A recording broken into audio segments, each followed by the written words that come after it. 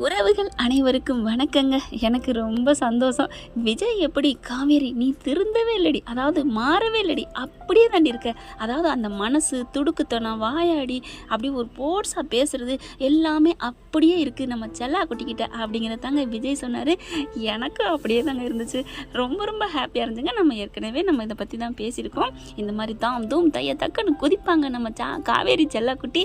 நம்ம விஜய் வந்துட்டு நான் அப்படிலாம் பண்ணலைங்க, எனக்கு தெரியாதுங்க கெஞ்சுவார்னு சொன்னால் அதே மாதிரி கெஞ்சுறாங்க. ஆனாலும் பார்த்தீங்கன்னா காவேரிக்கு பயங்கரம் தில்லுங்க. அம்மா பேச்சையும் மீறிக்கிட்டு வந்து எப்படிங்க பொண்ணு கேட்க போச்சு அப்படி இப்படின்னு என்ன உரிமையில். இப்போ இதிலே புரிஞ்சுக்கிட்டீங்களா? உரிமை இருக்கிறனால நாங்கள் வந்து கத்த முடியுது.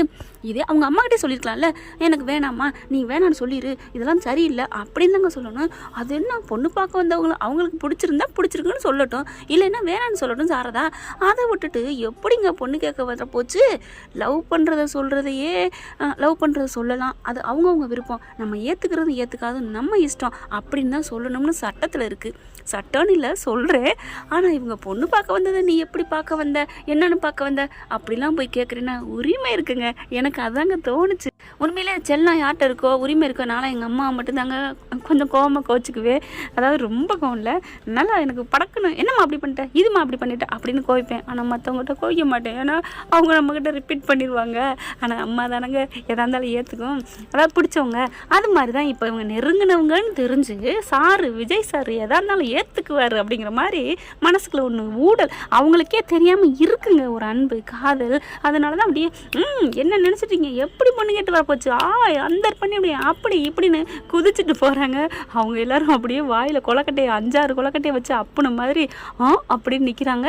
இவர் என்ன பண்ணுறாரு விஜய், ஒரு ஆச்சரியத்தில் பார்த்தாலும் உழுக்கில் ரசிக்கிறாரு. பொண்டாட்டி திட்டுறத வெளியில் ஓடி வந்து காவேரி மிஸ் காவேரி காவேரி எனக்கு சத்தியமாக தெரியாது அப்படிங்கிறாங்க. எப்படிங்க தெரியாமல் போச்சு, உங்களுக்கு தெரியாமல் எப்படி வருவாங்க அப்படின்னு இவங்க கேட்க, ஐயோ சத்தியமாக எனக்கு தெரியாது, நான் எப்படிங்க வந்து பொண்ணு கேட்டு வருவேன், நீங்களே சொல்லுங்க அப்படிங்கிறாங்க.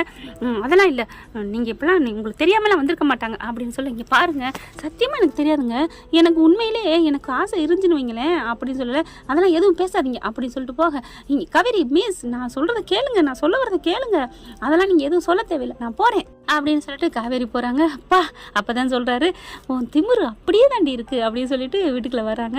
தாத்தாவும் பாட்டியும் ராதா எல்லாருமே மன்னிச்சிருப்பா விஜய், நாங்கள் தெரியாமல் போய் பொண்ணு உனக்கு கேட்காம போய் பொண்ணு கேட்டுட்டோம், அது தப்பு தான்ப்பா, என்னை மன்னிச்சிருப்பா ப்ளீஸ்ப்பா அப்படிங்கிறாங்க. ஐயோ தாத்தா சித்தி சித்தப்பா ஏன் நீங்கள் இவ்வளவுக்கு அதெல்லாம் டென்ஷன் ஆகாதீங்க அப்படி சொல்ல, என்னப்பா நீ வந்து எங்களை கோவிப்ப திட்டு வேணும் பயந்தோம்ப்பா அப்படின்னு பம்மி பார்த்து பேசுகிறாங்க. ஐயோ நீங்கள் இதெல்லாம் ஃப்ரீயாக விடுங்க, நான் எனக்கு கோவமே இல்லை, எனக்கு வருத்தமே இல்லை. என்னப்பா அவள் திட்டிட்டு போகிறா கத்திட்டு போகிறா, உனக்கு புரியலையா, கோவம் இல்லையா? தாத்தா அவள் திட்டுற வார்த்தையும் கோவம் மட்டும்தான் உங்களுக்கு தெரியுது, ஆனால் அந்த வார்த்தைக்கான ஆழம் எனக்கு தெரியுது தாத்தா.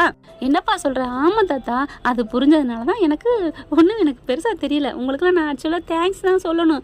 என்னப்பா சொல்கிற? ஐயோ தாத்தா அவள் இவ்வளவுக்கு திட்டிட்டு போகிறான்னா நம்ம மேலே உரிமை இருக்குது தாத்தா. இதே வேற வீடு இன்னொரு வீடு வந்து பொண்ணு கேட்டு போனாங்களாம், அவங்க வீட்டில் போய் சண்டையாக போட்டா இல்லை என்ன என் செல்லக்குட்டிக்கு எனக்கு பிடிச்சிருக்கு தாத்தா, அதனால தான் எப்படா நீ வந்து கேட்க போச்சு என்கிட்ட சம்மதம் இல்லாமல் அப்படி இப்படிங்கிற மாதிரி வந்து கத்திட்டு போகுது என் செல்லம் அப்படிங்கல. அப்படியாயா, எனக்கு இதெல்லாம் தெரியாதியா தாத்தா, ஒன்றும் தெரியாத மாதிரி பேசாதீங்க, உங்ககிட்ட தானே நானே கற்றுக்கிட்டது. அப்படிலாம் இல்லைடா, உன் அளவுக்குலாம் காவேரி இப்படி பேசியிருப்பா அப்படி பேசியிருப்பான்னு நீ உனக்கு ஏற்ற மாதிரி எடுத்துக்கிட்ட பாரு, பரவாயில்லடா நாங்கள் பயந்துட்டு இருந்தோம் அப்படின்னு தாத்தா சொல்ல, சித்தப்பா வராரு. விஜய் உண்மையிலே உனக்கு வருத்தமா இல்லை?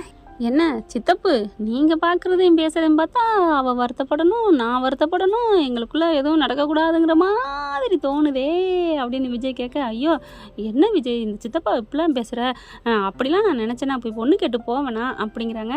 இல்லை சித்தப்பா சும்மா விளையாட்டுக்கு சொன்னேன், அப்படிலாம் நீங்கள் யாரும் அப்படிலாம் நினைக்க மாட்டீங்க, நினச்சாலும் இனிமேல் எனக்குள்ளே எங்கள் 2 பேருக்குள்ளே யாரும் பிரிவுபடுத்த முடியாது. என்ன சித்தப்பா கொண்டு போக போகிறோம், இன்னும் கொஞ்ச நாள் இருக்க போகிறது, அதனால் என் காதலை பிரிக்காமல் நீங்கள் இருங்க. என்ன விஜய் நான் என்ன சொல்கிறேன் நீ என்ன சொல்கிற, காவேரி இப்படி திட்டிட்டு போயிட்டாலே நீ என்னை திட்டுவேன்னு பயந்துட்டு இருந்தான், திட்டவே மாட்டேன், நீங்கள் பயப்படாதீங்க, என் செல்லக்குட்டி என்ன ஐ லவ் யூன்னு மறைமுகமாக சொல்லாமல் சொல்லிட்டு தான் போயிருக்கு, நீங்கள்லாம் யாரும் எதுவும் ஃபீல் பண்ணாதீங்க, நான் கிளம்புறேன் அப்படின்னு வெளில கிளம்ப. விஜய் எங்கேப்பா போகிற? நான் எங்கே போகிறேன், ஏதோ சொல்லுவாங்களே ராமன் இருக்கிற இடம் அந்த மாதிரி சீத்தை இருக்கிற தான் இந்த ராமனுக்கு அயோத்தி, நான் கிளம்புறேன் அப்படின்னு சொல்லிட்டு போக, அப்படியே பார்க்குறாரு தாத்தா. சாரதா.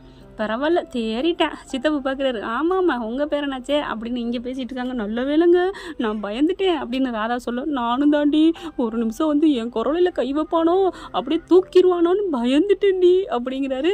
எப்படியோ கடவுள் வந்து காவேரி ரூபத்தில் காப்பாற்றிட்டாரு அப்படின்னு நினச்சிக்கிறாங்க. இங்கே விஜய் பஞ்சாப் பறந்து போகிறாருங்க.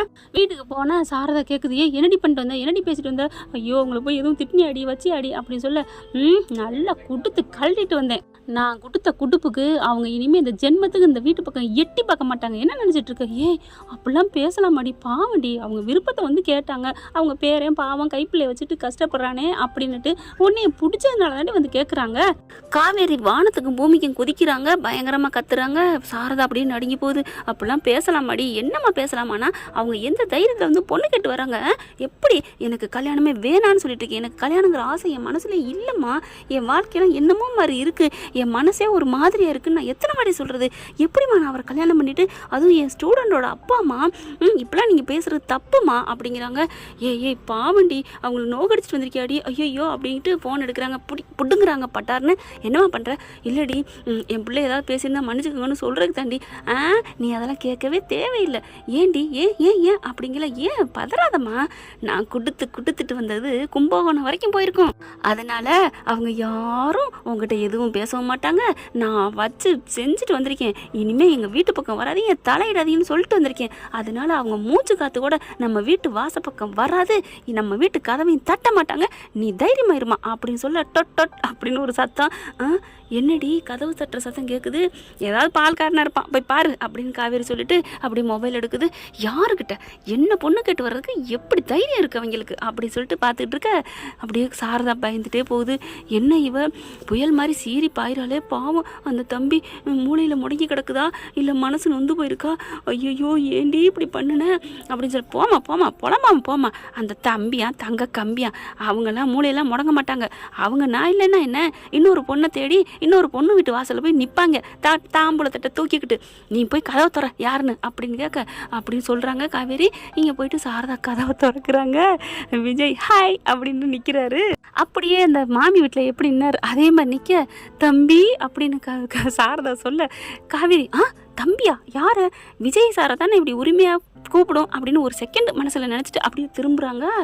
பார்த்தா விஜய் ஹாய் மிஸ் அப்படின்னு சொல்ல செம்ம காடில் எழுந்திரிக்கிறாங்க காவேரி.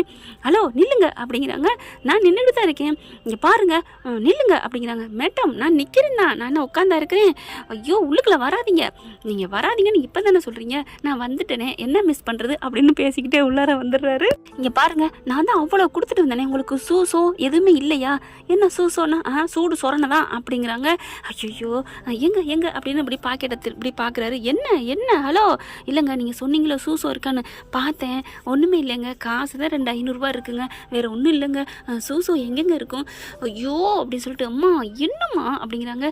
சும்மா இல்லடி, நீ அவ்வளோ திட்டிட்டு வந்தோம், தம்பி வந்து நிற்கிதுன்னா அந்த தம்பி பெருந்தன்மையை பாருடி, அவர் மனசை பாருடி அப்படின்னு சொல்ல, மனசை பார்க்குறதுக்கு அவர் என்ன திறந்து காமிக்கிறாரா என்ன, ஐயோ காவேரி மிஸ் நான் திறந்து காமிக்கணும் அவ்வளோதானே அப்படின்னு டக்குன்னு பட்டனை அவுத்து அப்படியே காமிக்கிறார். இங்கே பாருங்க இதுதான் என்னோட ஹார்ட்டு, என் மனசு, இந்த மனசில் எந்த ஒரு கள்ளங்கவடமே இல்லை மிஸ் அப்படின்னு சொல்ல, ஹலோ நானே செம்ம கோவத்தில் இருக்கிறேன், நான் அவ்வளோ திட்டிட்டு வந்திருக்கேன், நீங்கள் வந்து இங்கே வந்து மனசை வேறு திறந்து காமிக்கிறீங்களா, ஆமாம் மிஸ் நான் ஒன்று சொல்ல வந்தேன், அதை நீங்கள் கேட்டிங்களா, என்ன சொல்ல வந்தீங்க, ஹலோ நான் சொல்ல வந்ததை கேட்காம இப்போ வந்து இப்படி கத்துனா என்ன அர்த்தம், நான் சொல்லட்டுமா அப்படின்னு மறுபடியும் வராரு. அதெல்லாம் நீங்கள் சொல்ல தேவையில்லை, நீங்கள் சொல்ல வேணாம், நீங்கள் இதை காலி பண்ணி கிளம்பி போங்க அப்படிங்கிறாங்க. அப்படிங்களா நான் சொல்ல வேணாமா, அப்புறம் என்ன விஜய் சொல்ல வந்தார், ஏது சொல்ல வந்தார், ஐயோ கேட்காம போயிட்டோமே அப்படின்னு காவேரி மிஸ் நீங்கள் ஃபீல் பண்ணுவீங்க அப்படின்னு காதுகிட்ட வந்து அப்படின்னு ஊத அப்படி படக்குன்னு திரும்புகிறாங்க. ஒருவேளை இவர் என்ன சொல்ல வந்தான்னு கேட்டலாமோ, கேட்காம அப்புறம் ஃபீல் பண்ணுவோமோ அப்படின்ட்டு நாம் ஏன் இவர்கிட்ட உரிமை எடுக்கிறோம், இவர்கிட்ட அப்படி என்ன இருக்குது உரிமை எடுத்து பேசுகிறோமே அப்படின்னு நினச்சிட்டு அப்படியே திரும்புகிறாங்க. அதுக்குள்ளே சாரதா வந்து, தம்பி அவள் வந்து ஏதாவது பேசியிருந்தா மன்னிச்சுக்குங்க தம்பி, ஆட விடுங்கம்மா, அதெல்லாம் நான் ஒன்றும் நினைக்கல, என் மிஸ்ஸு என் பொண்ணோட மிஸ்ஸு, அவங்க என்ன பேசினாலும் என் காவேரி பேசுனதா நான் நினச்சிக்கிறேன் அப்படிங்கிற அப்படின்னு பார்த்து முறைக்க, ஹலோ மிஸ், முறைக்காதீங்க. என் புள்ள காவேரி பேசுனதான், அதாவது அம்மு இருக்காங்கள, அவள் பேசுனதான் நான் நினச்சிக்கிருவேன், பெருசாக நான் எடுத்துக்க மாட்டேன், பெருந்தன்மையாக எடுத்துக்கிறேன் அப்படின்னு சொல்ல, உங்கள் மனசு தம்பி, அதனால தான் தம்பி உங்களை இந்த வீட்டு மாப்பிள்ளை ஆக்க நான் ஆசைப்படுறேன் அப்படின்னு சாரதா சொல்ல, அம்மா அப்படின்னு கத்துறாங்க காவேரி. கத்து நகையோட, ஹலோ இப்போ என்ன உங்களுக்கு வந்து நான் நீங்கள் என்ன சொல்ல வந்தீங்க நான் கேட்கணும் அவ்வளோதானே? அதெல்லாம் இல்லைங்க, கேட்குற மூடுலாம் உங்களுக்கு வேணா இருக்கலாம், சொல்கிற மூடு எனக்கு இல்லை, நான் கிளம்புறேன் அம்மா, நான் கிளம்புறேன் அப்படின்னு கிளம்ப, ஐயோ கிளம்புறாரு இப்போ என்ன பண்ணுறது அப்படின்ட்டு, ஒரு நிமிஷம் அப்படின்னு சொல்லிட்டு காவேரி கையை நீட்டி கூப்பிட்றாங்க. என்ன பண்ண போகிறாங்க, அடுத்து என்ன நடக்க போகுதுங்கிறத அடுத்த எபிசோடில் கூடிய சீக்கிரம் பார்க்கலாம் ஃப்ரெண்ட்ஸ். இந்த பதிவு உங்களுக்கு பிடிச்சிருந்துச்சுன்னா உங்கள் பொண்ணான கையால் ஒரு லைக்கை போட்டு சப்ஸ்கிரைப் பண்ணிடுங்க. இதை கண்டிப்பாக மகாநதி சீரியல் பார்க்குறவங்க எல்லாருமே சப்ஸ்கிரைப் பண்ணி தான் பார்ப்பீங்க அப்படின்னு நம்பி விடைபெறுகிறேன். Bye friends, thank you. இந்த வீடியோ உங்களுக்கு பிடிச்சிருந்தா தயவு செய்து லைக் பண்ணுங்க. இன்னும் அப்டேட்ஸ்க்காக சேனலை சப்ஸ்கிரைப் பண்ண மறக்காதீங்க. நம்ம கிட்ட இருக்க எல்லா சேனல்ஸோட லேட்டஸ்ட் வீடியோ அப்டேட்ஸ்க்காக மேல ரைட் சைடுல காட்டுற லிங்கை கிளிக் பண்ணி வாட்ஸ்அப் குரூப்ல ஜாயின் பண்ணுங்க. உங்களிடம் விடைபெறுவது நான் உங்கள் மெஹர்.